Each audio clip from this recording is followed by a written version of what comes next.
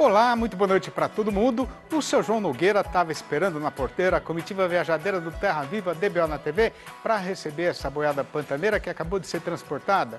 E depois de fazer a saudação e ajudar a peonada a se arranchar, agora está querendo saber das notícias trazidas lá do fundo do sertão. E sendo assim, a gente já começa esta reunião novidadeira fazendo a recitação da nossa prosa brideira do dia. A disparada no preço aqui no nosso próprio terreiro e o enfraquecimento do mercado lá no estrangeiro estão chacoalhando o setor leiteiro brasileiro, desequilibrando ainda mais a balança comercial e aumentando o buraco existente entre as importações e as exportações de derivados.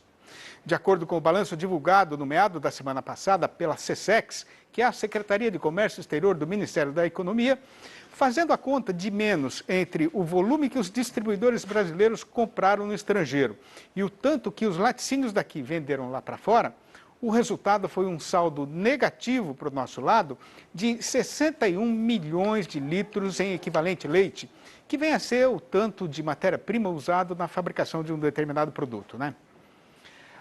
Para ler direito o que é que esse número está dizendo a respeito do caso que está sendo passado, fique o companheiro fazendeiro devidamente informado de que, comparando com julho do ano corrente, com junho, aliás, do ano corrente, o buraco existente entre as compras e vendas teve um aumento de nada menos que 18% de um mês para o outro.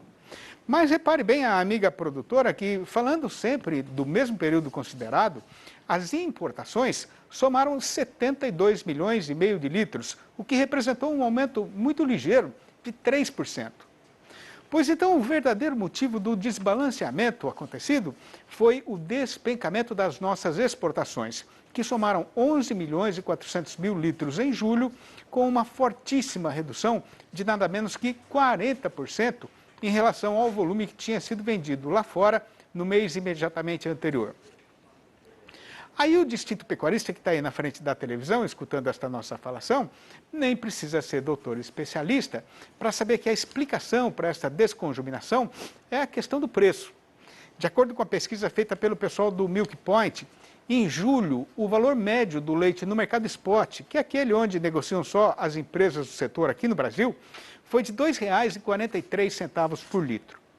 Enquanto isso, o produto comprado lá no estrangeiro entrou aqui no nosso mercado na base de R$ 2,37, considerando aí a cotação do leilão da GDT, né, a Global Daily Trade, e $1 na média de R$ 5,16.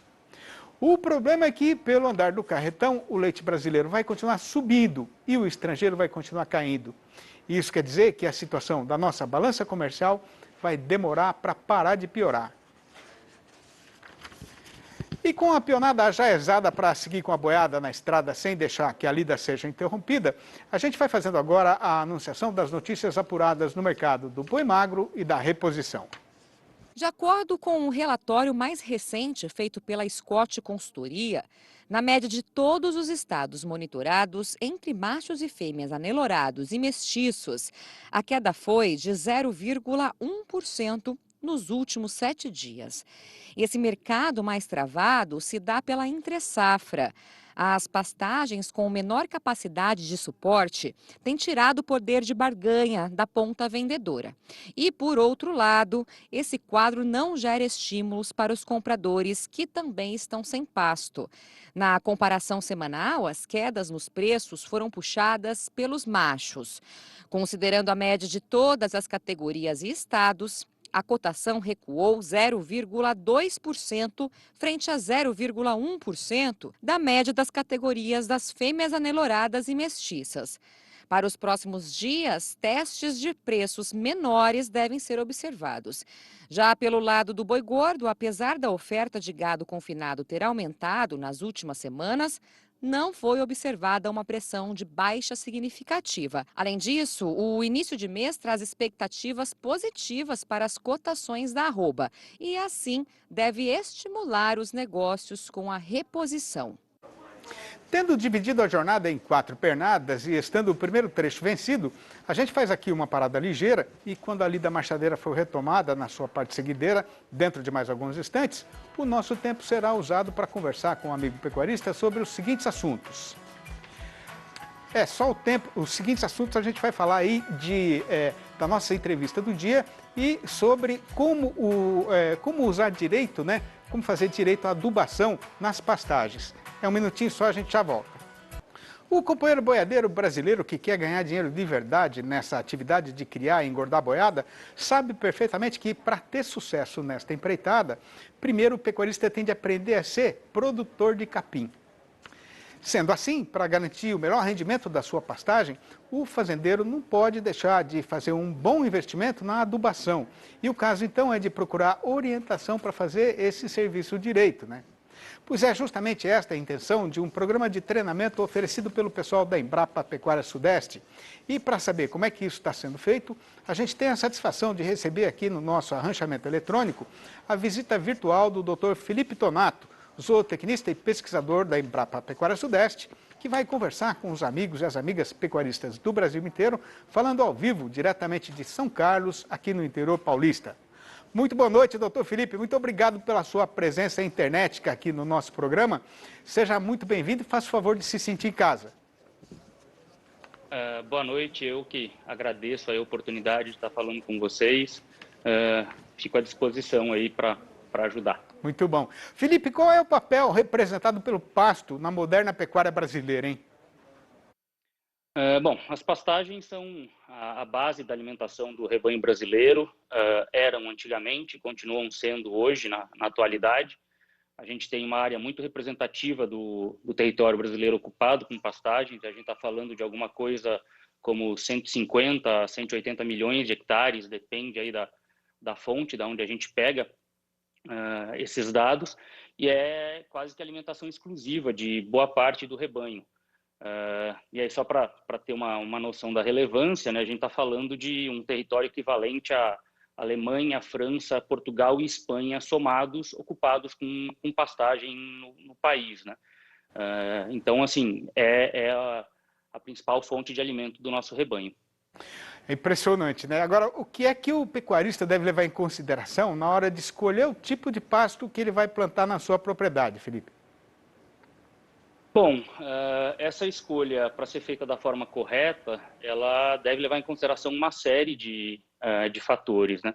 Então, o pecuarista deve se atentar que ele, primeiro, não deve escolher o cultivar forrageiro pensando só no capim da moda, o que, infelizmente, é muito comum. Ele deve fazer isso com base em fatores técnicos, né? E aí, então, levar em consideração qual é o tipo de solo, qual é o nível de fertilidade que as áreas de pastagem dele têm, que o solo dessas áreas de pastagem tem, qual a condição de clima, se existe algum tipo de problema de doença, problema de ataque de alguma praga, como a gente sabe que acontece em algumas regiões do país, com a síndrome da morte do braquiarão, ou áreas com problema característico de ataque de cigarrinha. Então, ele tem que levar isso tudo em consideração para primeiro escolher o cultivar que ele vai plantar e depois pensar em seguir todas as recomendações técnicas para o uso correto daquele cultivar, que então é adequar o ambiente, a condição em que aquela planta vai ser cultivada às necessidades dela, né? Agora, qual que é o roteiro básico que o fazendeiro deve seguir para não deixar o tempo derrubar a qualidade da sua pastagem? Então isso é realmente muito importante e a qualidade da pastagem é um dos fatores fundamentais para que a gente tenha produtividade, né, na pecuária. E aí, assim, a qualidade é exatamente a combinação entre o valor nutricional, né, o perfil de nutrientes da pastagem e o consumo que o animal consegue fazer naquela pastagem. Então, a capacidade que o animal tem de apreender o pasto que ele precisa, de comer o pasto. E aí o principal é o pecuarista manejar de forma correta, de forma a fazer com que a quantidade de forragem seja suficiente para o rebanho que ele tem e que ele vá fazendo a reposição de fertilidade para que a capacidade da pastagem de produzir, de crescer, de acumular massa com o tempo não vá caindo, que é o que infelizmente a gente vê de forma muito comum nas pastagens do Brasil. A falta de reposição de fertilidade vai fazendo com que as pastagens produzam cada vez menos e o manejo errado dificulta o consumo da pastagem pelos animais. Muitas vezes o manejo acaba atrapalhando que o animal consuma o máximo possível da pastagem e aí isso vai então atrapalhar no desempenho desses animais. Existe uma receita de adubação que sirva para todo tipo de pastagem em todas as regiões do Brasil, Felipe? Não, infelizmente não existe essa receita, não tem uma fórmula que todo mundo possa seguir. Isso vai de cada caso. Então, cada propriedade tem uma situação, uma condição, um tipo de solo por vezes diferente, um manejo, uma história de manejo daquela área também diferente, e então não dá para seguir sempre uma mesma recomendação. Para cada propriedade, para cada fazenda, ou mesmo para cada área dentro de uma fazenda, a gente tem que trabalhar de forma um pouco diferente, levando em consideração as particularidades daquele local, daquela pastagem. Agora, Felipe, de que forma está funcionando esse programa que vocês estão propondo aí na Embrapa Pecuária Sudeste de fazer treinamento para o pessoal não errar na hora de fazer adubação na propriedade? Bom, é uma cooperação técnica entre a Embrapa e a Mosaic Fertilizantes. Está começando esse mês, na verdade começou hoje já o primeiro dos treinamentos. Esse treinamento acontece uma vez por semana, por 3 horas, 4 dias do mês, então toda segunda-feira. Nesse mês agora de agosto na região sul, no próximo mês na região sudeste, em outubro no norte e nordeste e em novembro na região centro-oeste. E aí os pecuaristas ou os interessados acessam o link, fazem um cadastro e existe um processo para que a inscrição seja efetivada e aí podem participar desse treinamento. E aí, cada um desses dias é abordado um tópico diferente, levando em consideração o manejo da fertilidade do solo, estratégias de implantação das pastagens, manejo dessas pastagens e também alguns conceitos básicos de orçamentação e planejamento, exatamente para que não tente se evitar a degradação das pastagens por um desajuste, né, que é muito comum, um erro na quantidade de animais em função da quantidade de alimento que existe. Muito bom. Tinha mais umas perguntas para fazer para você, Felipe, mas você sabe que o nosso tempo é apertadinho, né? Então, queria dar os parabéns para vocês da Embrapa, mais uma vez, né, pela iniciativa de fazer esse programa, que é muito interessante e vai ser de muita serventia para muita gente no Brasil inteiro. Parabéns, viu? Obrigado, viu, Felipe? Grande abraço para você, um abração para toda a turma boa aí da Embrapa Pecuária Sudeste de São Carlos. E até a próxima. Muito obrigado, abraço para vocês aí também e procurem o link para quem tiver interesse em participar do treinamento. Tá dado o recado, muito bom. Obrigado, tchau. Estando então resolvido o assunto da nossa entrevista do dia, a gente faz agora mais uma parada ligeira para voltar dentro de instantes com a continuação da nossa função novidadeira. É só o tempo de pegar uma caneca d'água na bica e a gente já volta. Estamos de volta com o Terra Viva DBO na TV e, sem mais enleios nem devorteios, a gente anuncia a apresentação da nossa Conversa Leilão.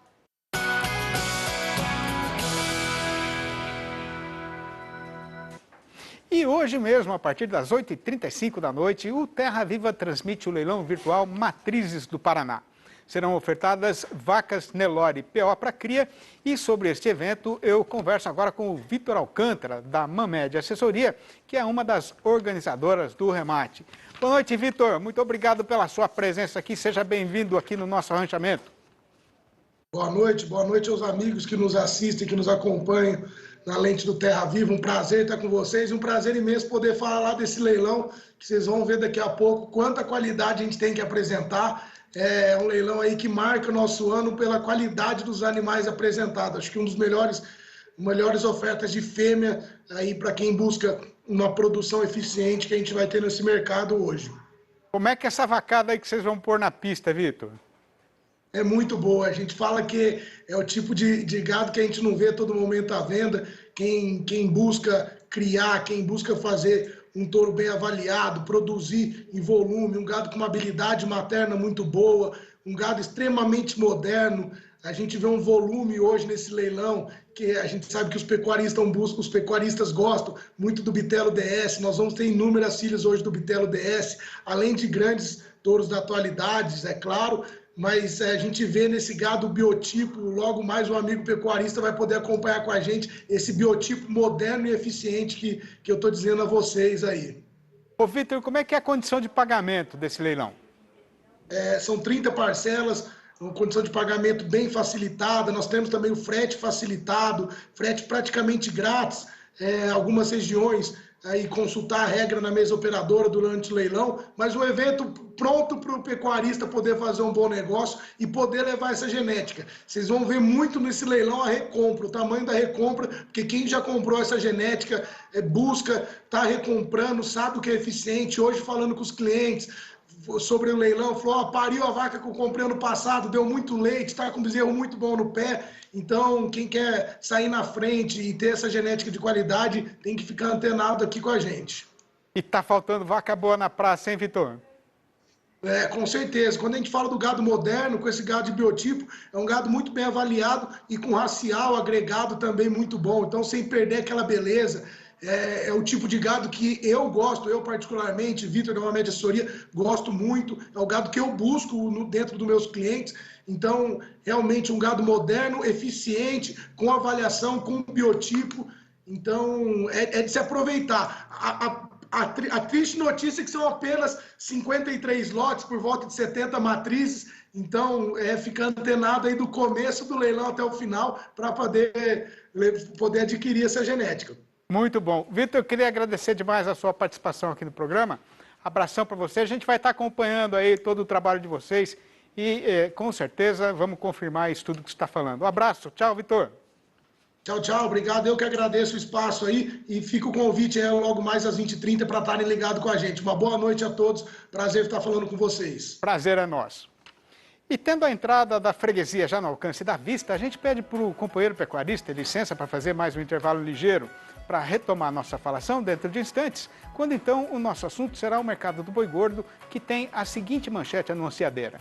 O Dia dos Pais e o pagamento do salário ajudaram a aumentar o movimento no balcão do açougue e no comércio pecuário. E a semana começou com o carretão embicado na subida do Estradão. É já que a gente vai voltar, aguarde. Para ganhar a vida nessa lida de criar, engordar e vender boiada, o caboclo não pode ter medo de acordar cedo e correr chão nas invernadas para dar assistência pionada e ainda campear informação e adquirir sabedência a respeito do andamento do mercado. E para ajudar no atendimento dessa precisão, a gente faz agora a apresentação das notícias sobre a negociação do boi gordo e a variação da sua cotação. Com o carretão rompendo o chão do sertão e avançando na metade abrideira do mês, desta vez a nossa praça boiadeira fez o que dela estava sendo esperado. E o caso que tem para ser contado é que o mercado pecuário está de novo embicado na subida do Estradão.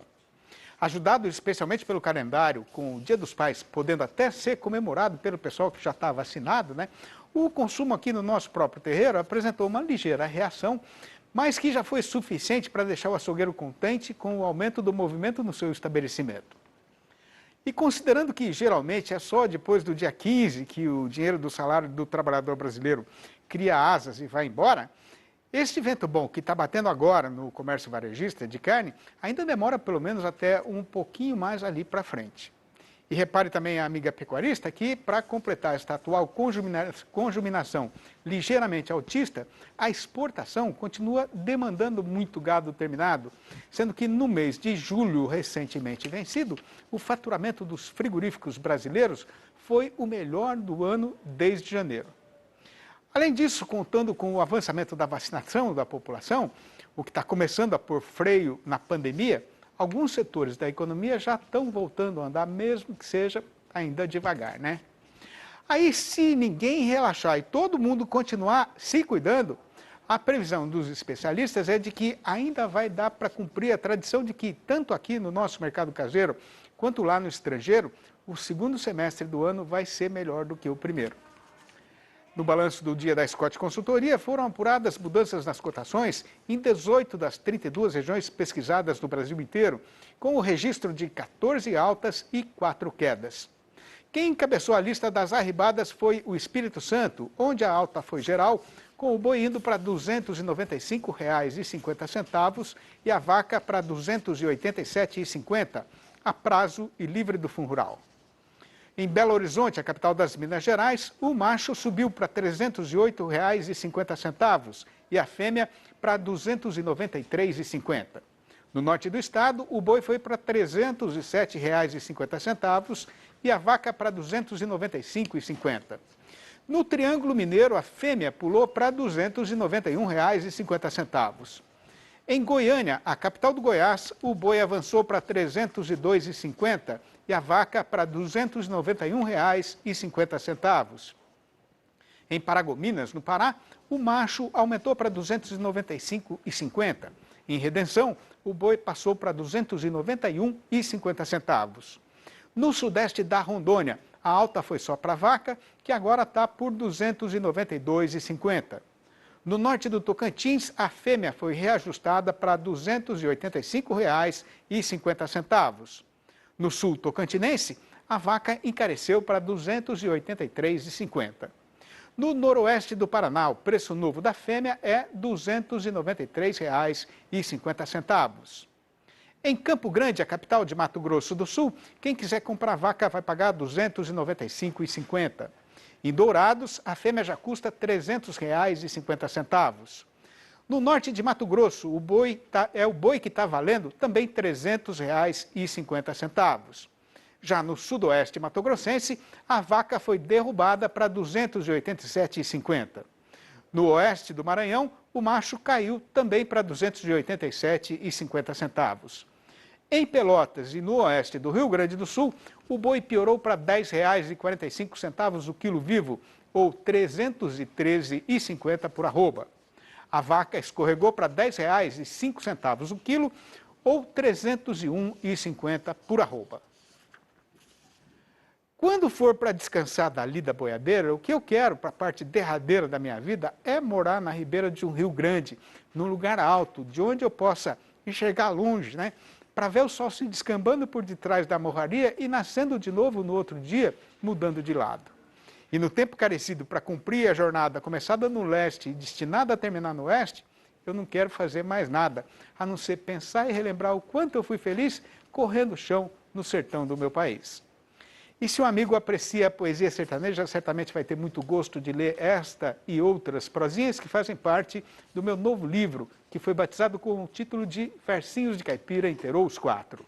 Para saber como fazer para adquirir um exemplar, o trabalho que dá é só o de ligar para mim mesmo, no telefone 11 98 224 1807, ou mandar um e-mail para sidneymascio@uol.com.br, ou ainda me procurar pelo meu nome lá no Facebook. E assim a gente vai dando por terminada mais esta função, mas antes de pegar de vez a estrada lá para o nosso fundo de sertão, já fica combinada a volta do Terra Viva DBO na TV para amanhã, às 6h30 da manhã e às 7h25 da noite. Um abraço para todo mundo e até lá então.